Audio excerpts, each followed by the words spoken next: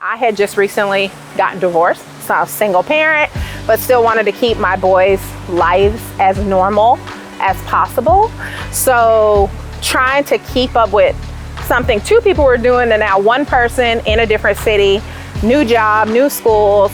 The Thrive really made my transition, which was a major transition, it really made it a lot easier and it made it a lot smoother for my boys. And I know that they're grateful for it. My 10-year-old, he always says, "Mom, you've got to thrive out loud. Did you take your Thrive?" And my oldest always tells me, like, you know, you're kind of cool, Mom. Like, you know, you don't get it. You're not cranky like you used to be. Like, Thrive really helped me to adjust to something that some people don't really get back on track from.